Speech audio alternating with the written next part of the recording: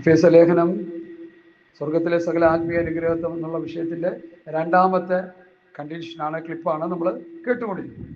അപ്പോൾ നമ്മൾ തെരഞ്ഞെടുത്തു, നമ്മൾ ദത്തെടുത്തു. ഇനി ആ വാക്യം, 6-ാം വാക്യം മുഴുവൻ അങ്ങോട്ട് വായിച്ചാട്ട്.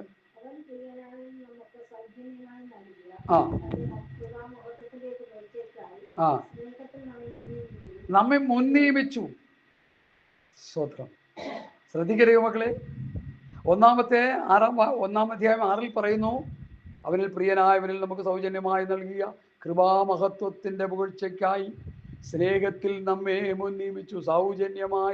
സൗജന്യം ഫ്രീ ആയിട്ട് നൽകിയ കൃപാമഹത്വത്തിൻ്റെ പുകഴ്ചയ്ക്കായിട്ട് അവൻ നമ്മെ മുൻനിയമിച്ചു. ദൈവം നമ്മെ മുൻനിയമിച്ചു. റോമാലേഖനം പഠിക്കുമ്പോൾ മുൻനിയമിച്ചവരെ വിളിച്ചവരെ നീതീകരിച്ചവരെ തേജസ്കരിച്ചുമിരിക്കുന്നു. ദൈവം നമ്മെ മുന്നമേ കണ്ടു, ദൈവം നമ്മെ മുൻനിയമിച്ചു. ഞാൻ ചോദിക്കട്ടെ, ഇതൊരു വിലപ്പെട്ട അനുഭവമല്ലേ? എനിക്ക് നിങ്ങൾക്കും കിട്ടിയ ഒരു വിലപ്പെട്ട അനുഭവമല്ലേ? മറ്റുള്ളവർ കിട്ടാത്ത അനുഭവമില്ലേ? എന്നെ ദൈവം മുൻനിയമിച്ചു, മുന്നമേ കണ്ടു. ഞാൻ വിചാരിക്കും, എന്ത് കണ്ടോണ്ടാണ് എന്നെ ദൈവം കണ്ടതെന്ന് ഞാൻ പലപ്പോഴും ചിന്തിക്കാറുണ്ട്. എന്ത് നന്മ എന്നിലുണ്ട് കാണാൻ. നിങ്ങൾ ഓരോരുത്തരും ചിന്തിച്ചു നോക്കിയേ, എന്തെങ്കിലും നന്മ നമ്മളിലുണ്ടോ? അത് കണ്ടുകൊണ്ടാണോ ദൈവം നമ്മെ മുൻനിയമിച്ചത്? ദൈവത്തിന് നമ്മളോട് കരുണ തോന്നി, ദൈവത്തിന് നമ്മോട് സ്നേഹം തോന്നി, ദൈവത്തിന് നമ്മുടെ മനസ്സലിവ് തോന്നി. ദൈവം നമ്മെ തെരഞ്ഞെടുത്തു, ദൈവം നമ്മെ ദത്തെടുത്തു.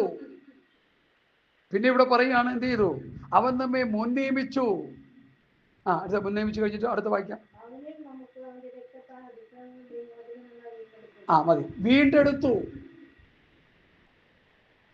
ഇതൊക്കെ ആത്മീയ അനുഗ്രഹം. ഇതൊന്നും പ്രസംഗിക്കാൻ ആളില്ല, അതുകൊണ്ട് ഞാൻ ഈ പ്രസംഗിക്കുന്നത്. എന്നോട് പ്രസംഗിക്കണം ഉള്ളിൽ വലിയ പ്രേരണ കിട്ടി, അതുകൊണ്ട് ഞാൻ പറഞ്ഞുകൊണ്ടിരിക്കുന്നു. ഈ ആത്മീയ അനുഗ്രഹം എന്താണെന്ന് ശരിക്കൊന്ന് മനസ്സിലാക്കി പോകണമല്ലോ, അല്ലെങ്കിൽ നമ്മൾ കുഴഞ്ഞു പോകും. നമ്മളെ തെരഞ്ഞെടുത്തതും നമ്മളെ ദത്തെടുത്തതും നമ്മളെ മുൻനിയമിച്ചതും ഇപ്പൊ അവസാനമായിട്ട് വന്നു നിൽക്കുന്ന വീണ്ടെടുത്തു. ദൈവം മനുഷ്യനെ വീണ്ടെടുത്തു. ആരിലൂടെയാ വീണ്ടെടുപ്പ് നടത്തിയത്? ആരിലൂടെ വീണ്ടെടുത്തത്? യേശു ക്രിസ്തു. അതൊക്കെ മനസ്സിലാക്കിയിരിക്കുന്നു. ഈ ചോദ്യം ചോദിക്കുന്നത് കൊണ്ടാണ്. നമ്മൾ വീണ്ടെടുത്തു, നഷ്ടപ്പെട്ടു പോയ സ്ഥാനത്ത് വീണ്ടെടുത്തു. ആദാമ്യ പാപനിമിത്തം മരണത്തിന് വിധിക്കപ്പെട്ടവരായി കിടന്ന എന്നെയും നിങ്ങളെയും ദൈവം മനുഷ്യനായി വന്നു, തൻ്റെ രക്തം തന്ന് നമ്മളെ എന്ത് ചെയ്തു? വീണ്ടെടുത്തു, ദത്തെടുത്തു, തെരഞ്ഞെടുത്തു. ഹല്ലേലൂയ. ഇതാണ് ആത്മീയ അനുഗ്രഹം. ഹല്ലേലൂയ. ഇത് വിലപ്പെട്ട ആത്മീയ അനുഭവങ്ങളാണ്. ഹല്ലേലൂയ. നഷ്ടപ്പെട്ടു പോയ സ്ഥാനത്ത് തന്നെ വീണ്ടെടുത്തു. ഹല്ലേലൂയ. അത് പിന്നീട് വരുമ്പോൾ അതിനെക്കുറിച്ച് വിശദമായിട്ട് പൗലോസ് പിന്നെയും പഠിപ്പിക്കുന്നുണ്ട്. അതിനെക്കുറിച്ചൊരു കഥ പറയുന്നത് ഇങ്ങനെയാണ്. ഒരു കൊച്ചിനൊരു ചെറിയൊരു ബോട്ട് മേടിച്ചു കൊടുത്തു.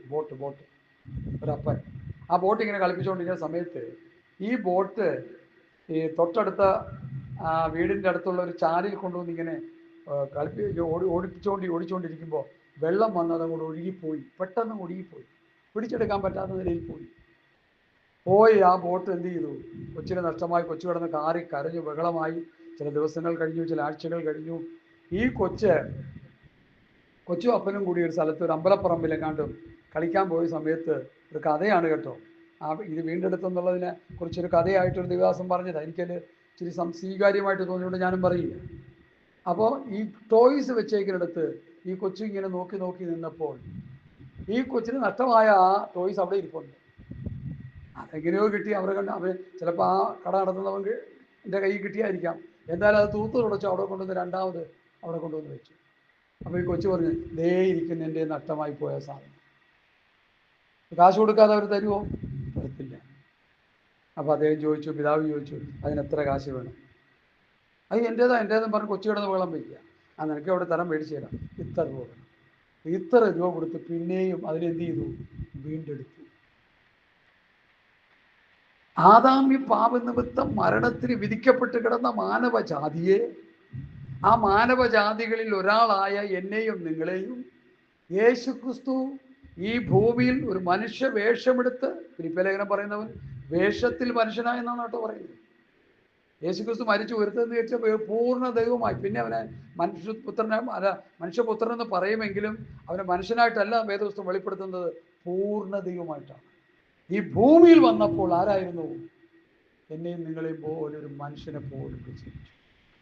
ആ സ്വർഗത്തിലെ ദൈവം ഈ ഭൂമിയിലേക്ക് മനുഷ്യനായി വന്ന് എന്തിനാണെന്ന് ചോദിച്ചാൽ, മനുഷ്യരാകുന്ന നമ്മളെ വീണ്ടെടുത്ത് ആ പഴയ സ്വർഗീയ അനുഭവത്തിലാക്കി തീർക്കാനാണ് കർത്താവ്. അതാ ഇവിടെ പൗലോസ് പറഞ്ഞു, നമ്മളെ വീണ്ടെടുത്തു, പിന്നെയും തെരഞ്ഞെടുത്തു, ദത്തെടുത്തു, വീണ്ടെടുത്തു. നഷ്ടപ്പെട്ടു പോയ നമ്മെ വീണ്ടെടുത്തു.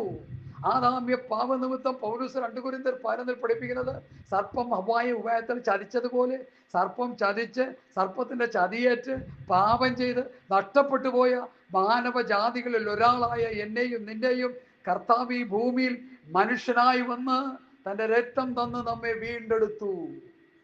അപ്പോൾ എത്ര കാര്യങ്ങൾ അവിടെ എഴുതിയിരിക്കുന്നത്. തെരഞ്ഞെടുത്തു, സ്തോത്രം, ദത്തെടുത്തു, മുൻനിയമിച്ചു, ഹല്ലേലൂയ, വീണ്ടെടുത്തു. ഇത് വായിക്കാം, 8-ാം വാക്യം വായിക്കാം. ആമേൻ, ആമേൻ. അതൊന്ന് പഠിക്കേണ്ട കാര്യം, ശ്രദ്ധിക്കാതെ പോകുന്ന കാര്യങ്ങളാണ്. സ്തോത്രം. അത് അവൻ നമുക്ക് താൻ ധാരാളമായി കാണിച്ച കൃപാദന പ്രകാരം സകല ജ്ഞാനവും വിവേകവുമായി. എന്താ അതിൻ്റെ അർത്ഥം? ഈ ജ്ഞാനവും വിവേകവുമായി നമ്മളെ ദത്തെടുത്തതും വീണ്ടെടുത്തതും തെരഞ്ഞെടുത്തതും ദൈവവചനത്തിൻ്റെ ജ്ഞാനവും വിവേകവുമായി വചനത്തിലൂടെ തന്നിരിക്കുകയാണ്. ഈ അറിവുകൾ വചനത്തിലൂടെ പരിശുദ്ധാത്മാവ് വെളിപ്പെടുത്തി സകല ജ്ഞാനവും വിവേകവുമായി ദൈവവചനത്തിലൂടെ നമുക്ക് തന്നിരിക്കുക. ആ ജ്ഞാനവും വിവേകവും നമ്മൾ പ്രാപിച്ചെടുക്കണം. അപ്പോഴാണ് ആ ദത്തെടുപ്പിൻ്റെയും വീണ്ടെടുപ്പിൻ്റെയും ഗൗരവം എന്താണെന്നും അത്ഭുതകരമായ അനുഭവം എന്താണെന്നും നമ്മൾ മനസ്സിലാക്കാം. അതിനാരും ശ്രദ്ധിക്കാറില്ല. മംഗളം വായിക്കുന്ന പോലെ, മനോരമം വായിക്കുന്ന പോലെ, ലോകത്തുള്ള ഗ്രന്ഥങ്ങൾ വായിക്കുന്ന പോലെ വേദപുസ്തകം വായിച്ച് വിടരുത്. ഒരു ചുക്കും മനസ്സിലാകത്തില്ല. ഈ പ്രവൃത്തി പുസ്തകം പഠിക്കുമ്പോൾ ഷണ്ണന്റെ യാത്രവേളയിൽ ഷണ്ണൻ ഒരു വേദഭാഗം വായിച്ചു. ഏതായിരുന്നത്? യെശയ്യാപ്രവാചകന്റെ. എന്തായിരുന്നു യെശയ്യാപ്രവാചകന്റെ പുസ്തകത്തിലെ ആ പ്രതിപാദ്യ വിഷയം? കഷ്ടം അനുഭവിക്കുന്ന പ്രവാചകൻ. അപ്പൊ കഷ്ടം അനുഭവിക്കുന്ന പ്രവാചകനെ കുറിച്ച് അവന് തേരിൽ ഇങ്ങനെ വായിച്ചുകൊണ്ട് പോവുക. ഒന്നും അറിഞ്ഞില്ലല്ലോ, വായിക്കെങ്കിലും ചെയ്തല്ലോ. അപ്പൊ ദൈവത്തിന്റെ ആത്മാവ് എന്ത് ചെയ്തു? ഫിലിപ്പോസിനോട് തേരിനോട് ചേർന്ന് നടക്കാം. ചേർന്ന് നടന്നപ്പോൾ ഫിലിപ്പോസ് ഈ തിരുവഴുത്തൊക്കെ അറിയാവുന്നതുകൊണ്ട് ഈ കഷ്ടം അനുഭവിക്കുന്ന പ്രവാചകനെ കുറിച്ച് ഇങ്ങനെ വായിച്ചപ്പോൾ, സ്തോത്രം, ഫിലിപ്പോസ് ചോദിച്ചു, അത് ആരെക്കുറിച്ച് പറയുന്നത്? അറിയില്ല. മൊത്തം വായിക്കുന്നുണ്ടൊന്നും മനസ്സിലാക്കാൻ പറ്റുന്നില്ല നമ്മൾ. ഈ കഷ്ടം അനുഭവിക്കുന്ന പ്രവാചകൻ ഈ ഷണ്ണൻ വായിക്കുന്നു, അത് ആരെക്കുറിച്ച്, എന്ത് കഷ്ടത, ഒന്നും അറിയുന്നില്ല. സ്തോത്രം. പ്രവാചകൻ ഇത് ആരെക്കുറിച്ച് പറയുന്നു? യെശയ്യാപ്രവാചകന്റെ പുസ്തകത്തിൽ നിന്നാണ് വായിച്ചത്. ഇത് ആരെക്കുറിച്ച് പറയുന്നു? അപ്പൊ അവൻ പറയുക, എന്താ അവൻ പറയുക? അവനറിയത്തില്ല. അവനൊരു കാര്യം പറഞ്ഞു. എന്താ കാര്യം പറയാമോ? ഒരുവൻ പറഞ്ഞ കറക്ഷൻ. പൊരുൾ തിരിച്ചു തരാൻ ഞാൻ. ദൈവമക്കളെ, ഈ പുസ്തകത്തിന്റെ പൊരുൾ തിരിഞ്ഞു കിട്ടാതെ ഒന്നും മനസ്സിലാകത്തില്ല. ഇത് ഞാനല്ല പൊരുൾ തിരിക്കുന്നത്, ദൈവത്തിന്റെ ആത്മാവാണ്. അത് പ്രാർത്ഥിച്ച് ദൈവത്തിന് ഇരുന്ന ആത്മാവിൽ ഈ വചനം പറയുമ്പോൾ പരിശുദ്ധാത്മാവ് നമുക്ക് വെളിപ്പെടുത്തി തരുന്നത്. അങ്ങനെ അപ്പോഴാണ് നമുക്ക് സന്തോഷം ഉണ്ടാകുന്നത്. ഒരു പൊരുൾ തിരിച്ചു തരാഞ്ഞാൽ എങ്ങനെ ഗ്രഹിക്കും? ഈ സാധു മനുഷ്യൻ പൊരുൾ തിരിച്ചു കൊടുത്തു. എന്താണ് ആ പൊരുൾ?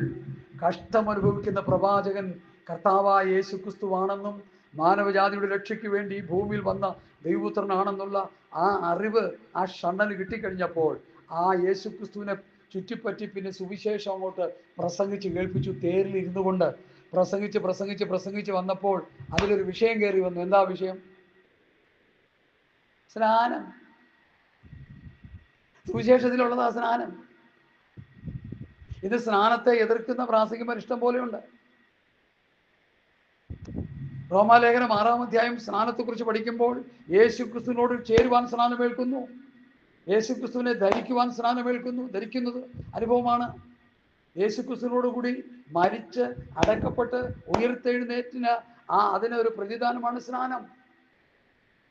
യേശുക്രിസ്തുവിനോട് മരിച്ച് അടക്കപ്പെട്ട് ഉയർത്തെഴുന്നേൽക്കുന്നില്ലെങ്കിൽ നമുക്ക് സിദ്ധിക്ക് എടുത്തില്ല, ഉയർപ്പ് കിട്ടത്തില്ല എന്ന് പറയും പൗലോസ് റോമാലേഖനം 6 പഠിപ്പിച്ച് വെക്കുന്നുണ്ട്. ഞാൻ ആ ഭാഗത്തേക്ക് പോകുന്നില്ല. സ്നാനത്തെക്കുറിച്ച് ഉപദേശി പറഞ്ഞു കഴിഞ്ഞപ്പോൾ ഷണ്ണന് ഹൃദയത്തിൽ താല്പര്യം. എന്താ പറഞ്ഞു ഷണ്ണൻ?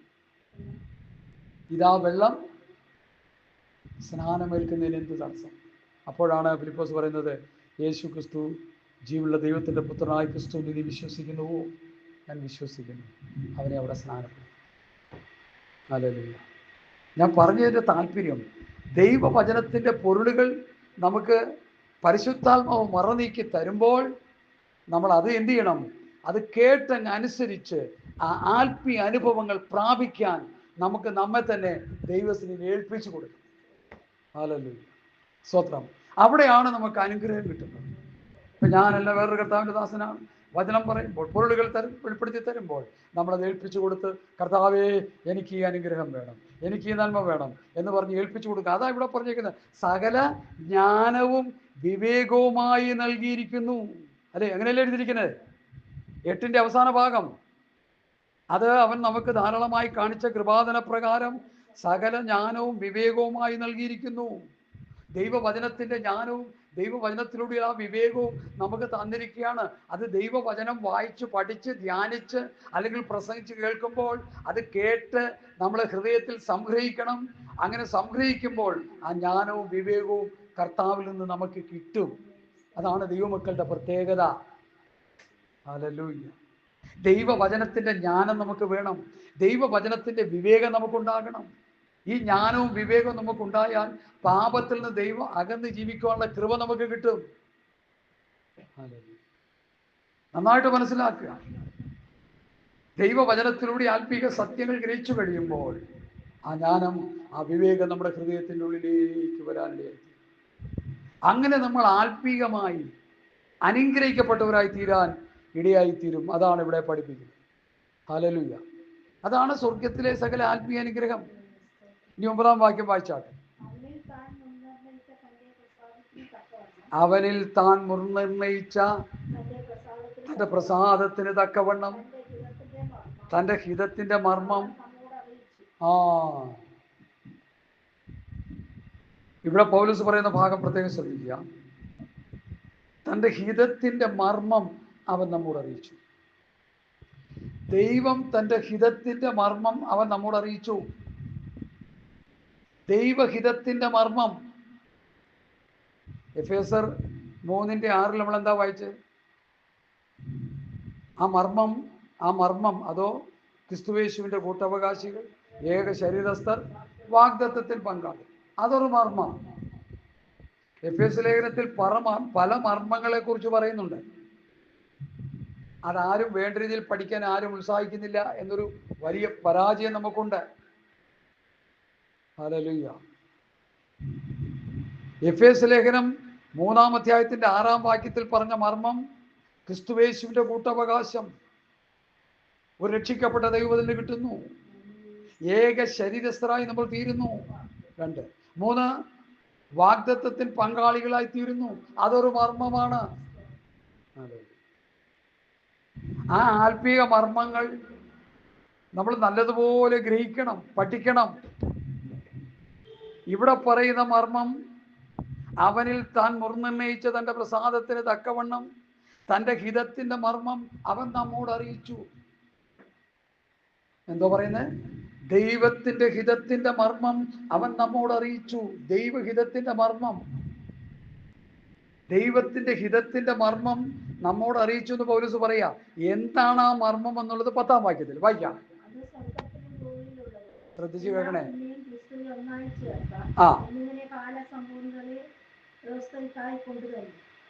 ഈ 1-ാം അധ്യായത്തിൽ പറയുന്ന മർമ്മം സ്വർഗത്തിലും ഭൂമിയിലുമുള്ളതെല്ലാം പിന്നെ ക്രിസ്തുവിൽ ഒന്നായി ചേർക്കുക എന്നിങ്ങനെ കാലസമ്പൂർണതയിലുള്ള വ്യവസ്ഥക്കായിക്കൊണ്ട് തന്നെ യേശു ക്രിസ്തുവിലൂടെ സ്വർഗവും ഭൂമിയും തമ്മിലുള്ള ബന്ധത്തെ ഊട്ടി ഉറപ്പിക്കുകയാണ് ഇവിടെ.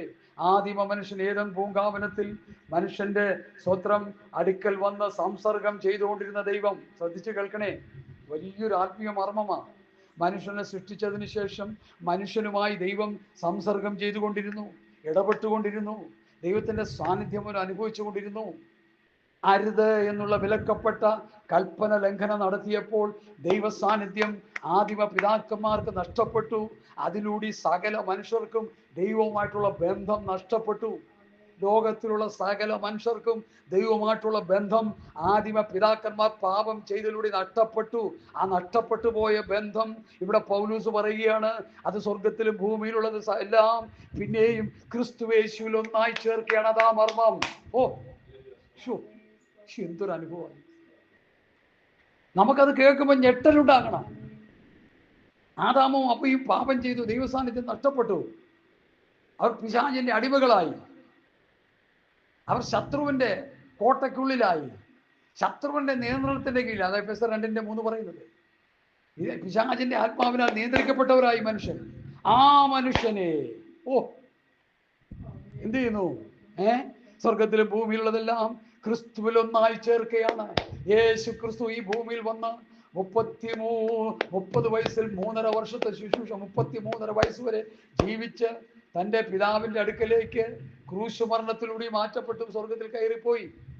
ആ ക്രൂശുമരണത്തിലൂടെ എനിക്ക് നിങ്ങൾക്കും കിട്ടുന്നത് ഭൗതിക അനുഗ്രഹമാണെന്ന് പ്രസംഗിച്ചു കൂട്ടി ആ ഭൗതിക അനുഗ്രഹത്തിലേക്ക് നടത്തപ്പെടുന്ന അനേക വിശ്വാസികളുള്ള ഈ ആത്മീയ കോളത്തിൽ എനിക്ക് നിങ്ങളോട് പറയാനുള്ളത്, ആദാമ്യ പാപത്തിൽ നിന്നും വീണ്ടെടുത്ത് ആ ദൈവിക ബന്ധം മുറിഞ്ഞുപോയ അവസ്ഥയെ മാറ്റിയിട്ട് ദൈവവുമായിട്ടൊരു ബന്ധത്തിലേക്ക് കൊണ്ടുവരുവാൻ യേശു ക്രിസ്തുവിന്റെ ക്രൂശുമരണത്തിലൂടെ കഴിഞ്ഞു എന്നുള്ളത് പൗലോസ് എഫേസ്യർ 1:10 പറയുന്നു.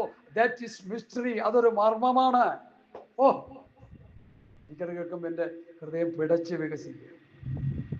പാപിയായി ജീവിച്ച ഞാൻ, മദ്യത്തിനും മയക്കുമരുന്നിനും അടിമയായിരുന്നു ഞാൻ, കഞ്ചാവ് കൃഷി നടത്തിയില്ലെന്നേ ഉള്ളൂ,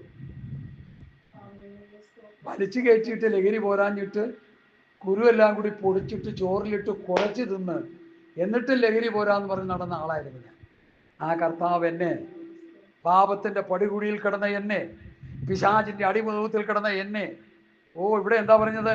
യേശു ക്രിസ്തു വന്ന് സ്വർഗത്തെയും ഭൂമിയും തമ്മിൽ ബന്ധിപ്പിക്കുന്ന കണികയായി മാറി ഒന്നായി ചേർത്തു. ക്ലിയർ. കാഴ്ചപ്പാട് മാറി. ഇപ്പോൾ ക്ലിയർ ആയിട്ട് കാണാം. എനിക്കത് തെറ്റിപ്പോയി നേരത്തെ. സ്തോത്രം. അപ്പൊ 10-ാം വാക്യം എല്ലാവരും ഒന്ന് വായിച്ചേ. അത് സ്വർഗത്തിലും ഭൂമിയിലുള്ളതെല്ലാം പിന്നെ ക്രിസ്തുവിൽ ഒന്നായി ചേർക്കുക എന്നിങ്ങനെ കാലസമ്പൂർണ്ണതയിലെ വ്യവസ്ഥയ്ക്കായി തന്നെ. അപ്പൊ നഷ്ടപ്പെട്ടു പോയ മനുഷ്യനെ, പാപത്തിൽ വീണുപോയ മനുഷ്യനെ, പിശാചിന്റെ അടിമുതുകത്തിൽ കുടുങ്ങിപ്പോയ മനുഷ്യനെ, ആ പൗലോസ് 2 കൊരിന്ത്യരിൽ പറയുന്ന പദം വളരെ മനോഹരമാണ്. എന്താണ് 2 കൊരിന്ത്യരിൽ 11 പറയുന്നത്? സർപ്പം ഹവ്വായെ ഉപായത്താൽ ചതിച്ചതുപോലെ, അല്ലേ? സർപ്പം ഹവ്വായെ ഉപായത്താൽ ചതിച്ച് ആദാമും ഹവ്വയും ചതിയേറ്റപ്പോൾ ലോകത്തുള്ള സകല മാനവജാതിക്കാരും ചതിയേറ്റു. ഹല്ലേലൂയ. ചിലർ വരിക്കണം ആദാം പാപം ചെയ്തോണ്ട് നമുക്ക് കുഴപ്പമൊന്നുമില്ല. ആദാമിന്റെ പിന്തുടർച്ചക്കാർ ഏതൊക്കെ മനുഷ്യക്കുഞ്ഞി ഭൂമിയുടെ ഏത് മൂലയിൽ പിറന്നു വീണാലും അവനും ശപിക്കപ്പെട്ടവൻ തന്നെയാണ്. ആ ശാപം മാറുന്നത് യേശു ക്രിസ്തുവിന്റെ ബലിമരണത്തിലൂടെയാണ്. അതിലെ യോഹന്നാൻ സ്നാപകൻ പറയുന്ന ആ വാക്കിനെ കടത്തിവെട്ടാൻ ഒരു വാക്യം പുസ്തകത്തിലില്ല. ഇതാ ലോകത്തിന്റെ പാപത്തെ ചുമക്കുന്ന ദൈവത്തിന്റെ കുഞ്ഞാട്. ആ യേശു ക്രിസ്തുവിൽ വിശ്വസിച്ചപ്പോഴാണ് നമ്മുടെ പാപങ്ങൾക്ക് പരിഹാരം വന്നത്. ആ യേശു ക്രിസ്തുവിൽ വിശ്വസിച്ചപ്പോഴാണ് ആദിമ പിതാക്കന്മാരുടെ മുറിഞ്ഞുപോയ ബന്ധം പുനഃസ്ഥാപിക്കപ്പെടുന്നത്. എത്ര സന്തോഷം! ഈ അനുഭവത്തിലേക്ക് വരാൻ ദൈവം നമുക്ക് ഇടയാക്കിയല്ലോ. ദൈവമക്കളെ, അത് ഓർത്ത് നമുക്ക് ദൈവത്തെ സ്തുതിക്കാം. Hallelujah, hallelujah, hallelujah, hallelujah. സ്തോത്രം. ഇനി അടുത്ത 11-ാം വാക്യത്തിലേക്ക് വരുന്നു.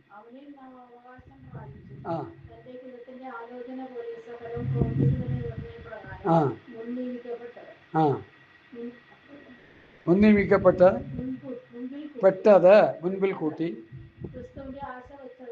ക്രിസ്തുവിൽ ആശ വെച്ചവരായ മതി അവിടെ കേട്ടെ. അപ്പോൾ അവനിൽ നാം അവകാശവും പ്രാപിച്ചു. ഈ വചനം ഞാൻ പറഞ്ഞല്ലോ, ഞാൻ നേരത്തെ ഒരു പ്രാവശ്യം പറഞ്ഞു, ലേഖനങ്ങൾ പഠിക്കുമ്പോൾ അതിങ്ങനെ കണ്ടിന്യൂഷനായിട്ട് പഠിക്കണം. ഞങ്ങളുടെ ഗുരു പറഞ്ഞത് എന്താണെന്നറിയോ? ലേഖനത്തിൻ്റെ അവിടെ നിന്നൊരു വാക്യം എടുത്ത് ഇവിടെ നിന്നൊരു വാക്യം എടുത്ത് മറ്റു സ്ഥലങ്ങളിൽ വാക്യം എടുത്ത് പ്രസംഗിക്കാൻ കുഴപ്പമില്ല. പക്ഷെ ഇപ്പം ഈ അവിടെ നിന്ന് ഇവിടെ നിന്നൊക്കെ തിരഞ്ഞെടുത്ത് പോയി പ്രസംഗിച്ചുകൊണ്ടിരിക്കുക. അപ്പം ഒരു ലേഖനം ഇപ്പം ഞാൻ ഗൾഫിലായിരുന്നപ്പോഴത്തേക്ക് എനിക്കൊരു കത്ത് എഴുതും. കത്ത് കിട്ടിക്കഴിഞ്ഞാൽ ഞാൻ എന്ത് ചെയ്യുക? ആ കത്തിൻ്റെ ആദ്യത്തെ ഭാഗം മാത്രം വായിച്ചിട്ട് പിന്നെ അവസാന ഭാഗം മാത്രം വായിച്ചു കഴിഞ്ഞാൽ എന്നോടുള്ള മെസ്സേജ് കിട്ടുമോ? ഞാനത് മുഴുവൻ വായിച്ച് അത് ഗ്രഹിച്ച് കഴിയുമ്പോൾ എന്നോട് പറയാനുള്ള മെസ്സേജ് മുഴുവൻ എന്തുണ്ട്? ആ കത്തിലുണ്ട്. എന്നതുപോലെ സ്വർഗത്തിലെ ദൈവത്തിൻ്റെ പരിശുദ്ധാത്മാവാൽ വിരചിതമായ ഈ വചനങ്ങൾ അപ്പോസ്തലന്മാരിലൂടെ നമുക്ക് തരുമ്പോൾ ആ ദൈവത്തിൻ്റെ ആലോചന എന്താണെന്ന് മനസ്സിലാക്കാൻ ലേഖനങ്ങൾ നമ്മൾ കുത്തിയിരുന്ന് വായിച്ച് ഒരു പുള്ളി പോലും വിടാതെ അത് വായിച്ച് പഠിച്ചു കഴിയുമ്പോഴാണ് നമ്മെക്കുറിച്ചുള്ള ദൈവത്തിൻ്റെ ഹിതം പൂർണ്ണമായിട്ട് മനസ്സിലാക്കാൻ കഴിയും. അത് ഞാൻ മനസ്സിലാക്കാൻ ഒത്തിരി വൈകിപ്പോയി. അതുകൊണ്ടാണ് ഞാനത് അങ്ങനെ പ്രസംഗിക്കുകയും അങ്ങനെ പഠിക്കുകയും ചെയ്തുകൊണ്ടിരിക്കുന്നത്. ഇവിടെ പറയുന്നു, അവനിൽ നാം അവകാശം പ്രാപിച്ചു. എന്തവകാശം? ക്രിസ്തുവിൻ്റെ കൂട്ടവകാശം. അതാണ് ആത്മീയ അനുഗ്രഹം. 1 പത്രോസ് 1:5 വായിച്ച്. 1 പത്രോസ് 1:5. ഹല്ലേലൂയ. പെട്ടെന്ന് മതി. Hallelujah, hallelujah. എനിക്ക് ആ വാക്യം കാണപ്പാടമാണ്. ഊതിയൊക്കെ എടുത്ത് വായിക്കുമ്പോൾ പെട്ടെന്ന് വായിക്കും. നിങ്ങളും കാണാതെ പഠിക്കണം. അതിനുവേണ്ടി ഞാൻ ഈ പറയും. 1 പത്രോസ് 1:5 കാണാതെ പറയേണ്ട കാര്യങ്ങൾ അതൊക്കെ.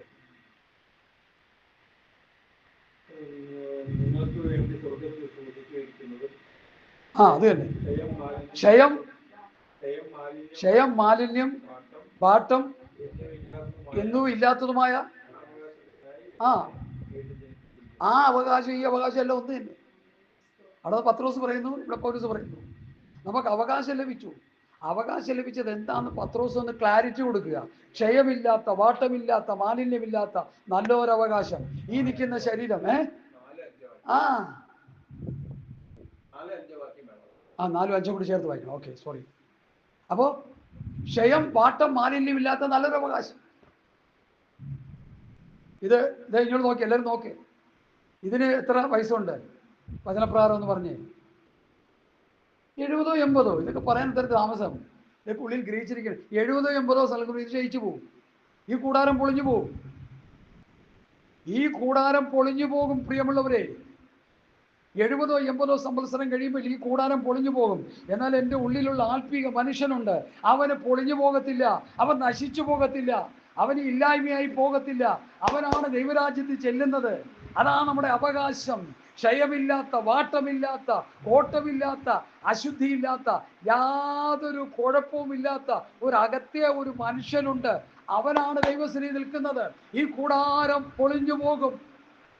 എത്രയൊക്കെ ഇതിനെ സൂക്ഷിച്ചാലും, എത്രയൊക്കെ ഇതിനെ സംരക്ഷിച്ചാലും, എത്ര പ്രോട്ടീൻസ് കഴിച്ചാലും, എത്ര വ്യായാമം ചെയ്താലും. ഞാൻ അമേരിക്കയിലെ ഒരു റെസ്ലറിൻ്റെ ഒരു ക്ലിപ്പ് ഞാൻ എൻ്റെ ഫോണിൽ ഇട്ടിട്ടുണ്ട്. ഇത് കഴിയുമ്പോൾ ഞാൻ കാണിച്ചു തരാം. നിങ്ങളൊക്കെ ഈ വണ്ണം ഉണ്ടായിരുന്നു, ഈ പൊക്കം ഉണ്ടായിരുന്നു. ആ മനുഷ്യൻ ഇപ്പോൾ പൂനൊക്കെ പിടിച്ച് ഇത്രയും വണ്ണത്തിലായി ഇങ്ങനെ പ്രത്യേകിച്ച് നടക്കുന്നത്.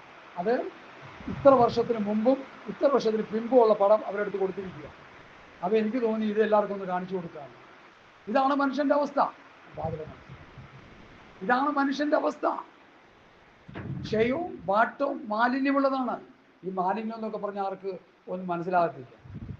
മാലിന്യം എന്ന് പറഞ്ഞാൽ എന്താ മനസ്സിലാകത്തില്ല. പറഞ്ഞുതരാം. ഒരിക്കൽ ഒരു പാസ്റ്റർ ഇങ്ങനെ പറഞ്ഞു, ഈ മരിച്ചു കഴിഞ്ഞ് കൊണ്ടുവന്ന് ശവപ്പെട്ടിയിൽ കൊണ്ടുവന്ന് വെച്ചിട്ട് ഇപ്പം പിന്നെ ഈ സാധനം വെക്കുന്നുണ്ട് ഫ്രീസറിനുള്ളിലായതുകൊണ്ട് ഒരു കുഴപ്പമില്ല. ഫ്രീസർ ഇല്ലെങ്കിൽ, പെർഫ്യൂം അടിച്ചില്ലെങ്കിൽ അങ്ങനെ കുടഞ്ഞത് തന്നെ. അവിടെ ഇരിക്കാൻ പറ്റത്തില്ല മനുഷ്യന്. മൂക്കി പഞ്ഞു വെച്ചെന്ന് പറഞ്ഞാലും, ചെവി പഞ്ഞു വെച്ചെന്ന് പറഞ്ഞാലും, വായെല്ലാം കൂടി അടച്ച് കെട്ടിയെന്ന് പറഞ്ഞാലും ഈ മാലിന്യം ഉള്ളിൽ ദുർഗന്ധം വിമിച്ച് അവിടെ ഇരിക്കാൻ പറ്റത്തില്ല. ക്ഷയമുള്ള, വാട്ടമുള്ള, മാലിന്യമുള്ള ഒരു ശരീരമാണ് ദൈവം സ്തോത്രം ഈ ഭൂമിയിൽ ഒരു മനുഷ്യന് തന്നിരിക്കുന്നത്. എന്നാൽ ആ മനുഷ്യന്റെ ഉള്ളിൽ ഒരകത്തെ മനുഷ്യൻ, ഒരാത്മാവിന് ദൈവം വെച്ചിട്ടുണ്ട്. ആ ആത്മാവുമായിട്ടുള്ള ബന്ധമാണ് ദൈവത്തിനുള്ളത്. Hallelujah, hallelujah, hallelujah. അവനിൽ നാം അവകാശം പ്രാപിച്ചു. അപ്പൊ നമ്മുടെ അവകാശം എൻ്റെ അപ്പനും അമ്മയും എനിക്ക് തന്നിരിക്കുന്ന വസ്തുക്കളാണ് എൻ്റെ അവകാശം. അത് 70-80 സംവത്സരം ഉപയോഗിക്കാൻ വേണ്ടി മാത്രമുള്ളതാണ്. ചില മക്കൾക്കൊക്കെ അപ്പന്മാർ അവകാശം കൊടുക്കുമ്പോൾ അവർ കിടന്ന് തല്ലി പിടിച്ച് അതൊക്കെ മേടിക്കും. എന്തിനാണെന്നറിയാമോ?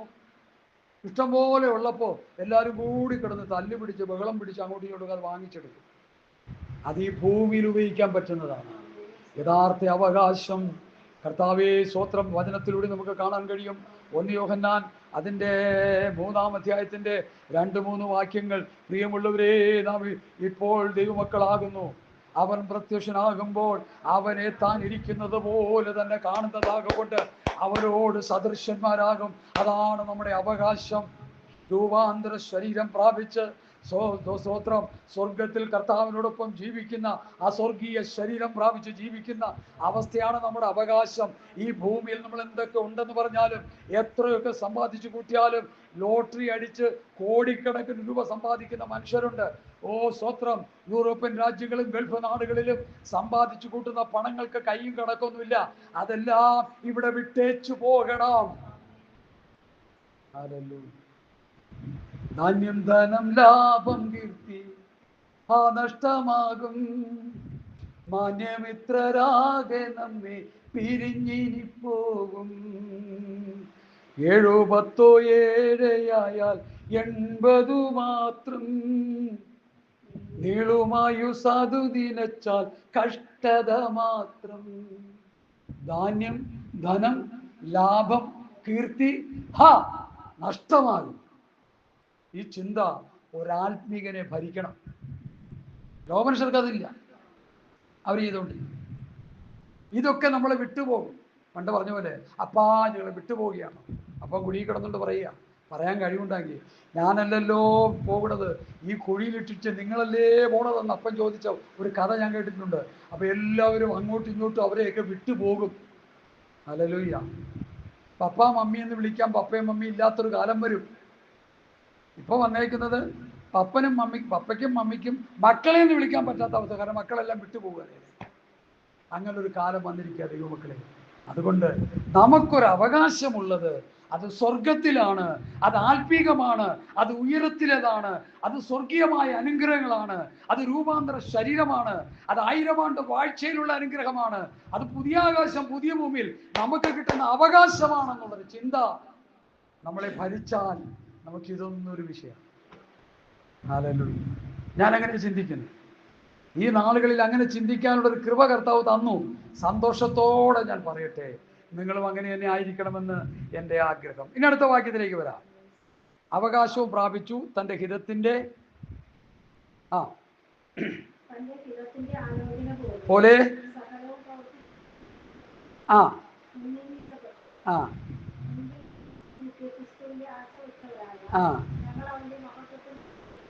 അപ്പൊ ഞങ്ങൾ അവന്റെ മഹത്വത്തിന്റെ പുകഴ്ചയാണ്. യേശു ക്രിസ്തുവിന്റെ മഹത്വത്തിന്റെ പുകഴ്ചയാണ് ഞങ്ങൾ. നമ്മളാരാ? പറ ഫ്രാൻസിസേ, നമ്മളാരാ? അടുത്ത വാക്യം വായിക്കുമ്പോൾ മനസ്സിലാവും. അടുത്ത വാക്യം വായിച്ചോട്ടെ. അവനിൽ കൂടി, യേശു ക്രിസ്തുവിലൂടെ നിങ്ങൾക്കും മഹത്വത്തിന്റെ പുകഴ്ചയായി തീരാൻ കഴിയും നമുക്ക്. ഇതാണ് ആത്മീയ അനുഗ്രഹം. ദൈവമേ, എത്ര കൃത്യമായിട്ടാണ് പരിശുദ്ധാത്മാവ് ഈ വചനം എഴുതി വെച്ചിരിക്കുന്നത്. ഞങ്ങൾ അവന്റെ മഹത്വത്തിന്റെ പുകഴ്ചയാണ്. അങ്ങനെ തന്നെ അവനിൽ നിങ്ങൾക്കും, യേശു ക്രിസ്തുവിലൂടെയുള്ള രക്ഷ നിങ്ങൾക്ക് ലഭിച്ചെങ്കിൽ നിങ്ങളും ദൈവത്തിന്റെ മഹത്വത്തിന്റെ പുകഴ്ചയാണ്. ലോകം നമ്മളെ പറയണം, ഇതാ പോകുന്നു ക്രിസ്തുവിന്റെ ദാസന്മാർ. നമ്മളെ കുറിച്ച് ലോകം പറയണം. എനിക്ക് തോന്നുന്നു കഴിഞ്ഞ ഒരാഴ്ച നമ്മൾ അവിടെ ആയിരുന്നപ്പോൾ ഞങ്ങൾ പോയി കഴിയുമ്പോൾ അവർ പറഞ്ഞായിരിക്കും ചിലപ്പോൾ, അല്ലേ, 2 ഭാഷമാരോടൊന്നും താമസിച്ചു പോയി, എൻ്റെ മനുഷ്യരായിരുന്നു, നല്ല വചനങ്ങളൊക്കെ പോലെ അവർ പറയൂ. ഒരു രോമക്കനം നമുക്ക് മഹത്വം അവരത് പറയും. എനിക്ക് നല്ല ഉറപ്പുണ്ട് നമ്മൾ ആ നിലയിൽ അവിടെ ജീവിച്ചു. സ്നേഹം. ഞാൻ എഴുന്നേറ്റ് ഡോക്ടറെ കാണുമ്പോൾ എഴുന്നേറ്റ് നമ്മളോടുള്ള ബഹുമാനം, നമുക്ക് അവരോടുള്ള സ്നേഹം എന്തുകൊണ്ടുണ്ടായി? പണ്ടത്തെ അവസ്ഥയിലാണെങ്കിൽ ഇതൊക്കെ കിട്ടുമോ? ദൈവദാസന്മാരായതുകൊണ്ടല്ലേ, ദൈവവചനം പഠിപ്പിക്കുകയും ചെയ്യുന്നതുകൊണ്ടല്ലേ ആ ഒരു അനുഭവം ഉണ്ടായത്. അത് തന്നെ ഇവിടെ പറയുന്നത്. ഞങ്ങൾ അവന്റെ മഹത്വത്തിന്റെ പുകഴ്ചയാകേണ്ടതിന് തന്നെ അവനിൽ നിങ്ങൾക്കും എഫേസ്യ സഭയിൽ നിങ്ങൾക്കും ഞങ്ങൾ അപ്പോസ്തലന്മാർ ദൈവത്തിന്റെ മഹത്വത്തിന്റെ പുകഴ്ചയാണെങ്കിൽ നിങ്ങളും ദൈവത്തിന്റെ മഹത്വത്തിന്റെ പുകഴ്ചയാണ്. എന്നാൽ ദുഃഖത്തോടെ ചോദിക്കട്ടെ, ഇന്ന് അങ്ങനെയാണോ? ഇത് പാസ്റ്റർമാരെ കുറിച്ചും ദൈവദാസന്മാരെ കുറിച്ചും ലോകം പറയുന്നത് എന്താണ്? എനിക്കറിയാം, അങ്കിളിനെ കൊണ്ട് ഡാൻസ് നടത്തിപ്പിച്ച പാസ്റ്ററെ കുറിച്ച് ഒരു പാസ്റ്റർ പറയുന്നത് കേട്ടിട്ട് എൻ്റെ ചെവിക്കല്ല് പൊട്ടിപ്പോയി. അല്ലേ? എത്ര ലജ്ജാവഹമായ നിലയിലാണ് ആ പറഞ്ഞത്. നിങ്ങളൊക്കെ ഈ ഫീൽഡിൽ നിന്ന് എൻ്റെ പാസ്റ്റർമാർ, നിങ്ങൾ എന്തിനാണ് മനുഷ്യനെ ഇങ്ങനെ നശിപ്പിക്കുന്നത്? കാരണം അവർക്കുള്ളിൽ വേദന തട്ടി. പൗലോസ് പറയുന്നു, ഞങ്ങൾ ദൈവത്തിന്റെ മഹത്വത്തിന്റെ പുകഴ്ചയാണ്. ദൈവത്തിന്റെ മഹത്വം ഞങ്ങളിലൂടെ വെളിപ്പെടുമ്പോൾ ലോകം പറയുന്നു, നിങ്ങളാണ് യഥാർത്ഥ ദൈവത്തിന്റെ ദാസന്മാർ, ഇതാ അത്യുന്നതനായ ദൈവത്തിന്റെ ദാസന്മാർ, രക്ഷാമാർഗം ഞങ്ങളോട് അറിയിക്കുന്നവർ, ഇതാ അത്യുന്നതനായ ദൈവത്തിന്റെ ദാസന്മാർ. അതാ പുകഴ്ച. 8ഉം 10ഉം 15ഉം പോക്കറ്റും ഇട്ടുകൊണ്ട് ദ്രവ്യാഗ്രഹത്തിന്റെ മൂർത്തിഭാവങ്ങളായി നടക്കുന്നവര് ലോകത്തിന് ഒരു അപമാനമാണെന്ന് ഇനിയെങ്കിലും എൻ്റെ ഈ ദൂത് കേൾക്കുന്ന പ്രിയപ്പെട്ടവർ മനസ്സിലാക്കുക. ഹല്ലേലൂയ. നമുക്കൊന്നുമില്ലേലും ദൈവസന്നിധിയിൽ വിശ്വസ്തയോടെ ജീവിച്ച് ദൈവകൃപ നമ്മളിൽ വ്യാപരിച്ചു കൊണ്ടിരുന്നാൽ, ദൈവശക്തി നമ്മളിൽ വ്യാപരിച്ചു കൊണ്ടിരുന്നാൽ, ആരെങ്കിലും നമ്മളെ കുറിച്ച് പറയും, ഇതാ പോകുന്നു. പഴയ നിയമത്തിലൊരു ഭക്തൻ, ആ പോകുന്ന മനുഷ്യൻ ഒരു ദൈവ മനുഷ്യനെന്ന് അറിയും. അപ്പൊ കെട്ടിയാൻ പറയാം. അപ്പൊ അങ്ങനെയാണെങ്കിൽ എന്ത് ചെയ്യണം? വിധവ പറഞ്ഞ കേട്ടോ, വിധവയല്ല, മച്ചിയായ ഒരു സ്ത്രീ ഭർത്താവിനോട് പറഞ്ഞു, അവനൊരു മുറി ഉണ്ടാക്കി കൊടുക്കാം, എന്നിട്ടോ അവനോട് ഒന്ന് താമസിച്ചോട്ടെ. അവൻ താമസിച്ചു. ഭക്തനായ ഏലിയാവ് അവിടെ ഒന്ന് താമസിച്ചു. താമസിച്ചു കഴിഞ്ഞപ്പോൾ ഏലിയാവ് തിന്നാനൊക്കെ കൊടുത്തല്ലോ, അല്ലേ? ഫുഡൊക്കെ കൊടുത്തു. ഞാൻ എന്തെങ്കിലും നിങ്ങൾക്ക് ചെയ്യണമോ? അയ്യോ, ഞങ്ങൾ കുഞ്ഞില്ലാതിരിക്കുന്നവരാണ്, ഞങ്ങൾക്ക് മക്കളില്ല. നിങ്ങൾക്കൊരു മോൻ വേണം. മക്കളില്ലാതെ ജീവിച്ച എൻ്റെ ദുഃഖം ഈ സഹോദരന് കുറേ നാളുണ്ടായിരുന്നു. നമ്മൾ പ്രാർത്ഥിച്ചു, കർത്താവ് കൃപയാൽ കൊടുത്തു, ദൈവത്തിന് മഹത്വം. ആ മാതാപിതാക്കളും പറഞ്ഞു, ഞങ്ങൾക്കൊരു മക്കളില്ല. പ്രവാചകൻ എന്ത് പറഞ്ഞു? ചാപ്പാടൊക്കെ അടിച്ചിട്ട് പോയിട്ട് ചുമ്മാ പോവുകയല്ല, അടുത്ത വർഷം ഞാനിതിലേ വരുമ്പോൾ നിങ്ങളൊരു കുഞ്ഞിനെ അടച്ചുകൊള്ളു. അപ്പോൾ ദൈവത്തിൻ്റെ മഹത്വം ഏലിയാവിലൂടെ ആ മാതാവും പിതാവും എന്ത് ചെയ്തു? കാണാനിടയായി. ഹല്ലേലൂയ. പൗലോസിനെ കുറിച്ചും ശീലാസിനെ കുറിച്ചും ഇതാ മറ്റുള്ളവർ പറഞ്ഞു, ഇത് അത്യുന്നതനായ ദൈവത്തിന്റെ ദാസൻ, രക്ഷാമാർഗം നിങ്ങളോട് അറിയിക്കുന്നവർ. എനിക്ക് ആ വാക്ക് കേൾക്കുമ്പോൾ വലിയ സന്തോഷമാണ്. എന്നെക്കുറിച്ച് നിങ്ങൾ പറഞ്ഞാൽ അത് മാത്രം പറഞ്ഞാൽ മതി. രക്ഷാമാർഗം അറിയിക്കുന്നവർ, സ്വർഗത്തിലേക്കുള്ള വഴി വെട്ടി തെളിച്ചുകൊണ്ടിരിക്കുന്നവർ, നിത്യതയ്ക്ക് വേണ്ടി വഴിയൊരുക്കുന്നവർ, സ്വർഗരാജ്യത്തെക്കുറിച്ച് പ്രസംഗിക്കുന്നവർ, ദൈവരാജ്യത്തെക്കുറിച്ച് പ്രസംഗിക്കുന്നവർ, നിത്യതയിലേക്ക് ജനത്തെ ഒരുക്കുന്നവർ. ഹല്ലേലൂയ.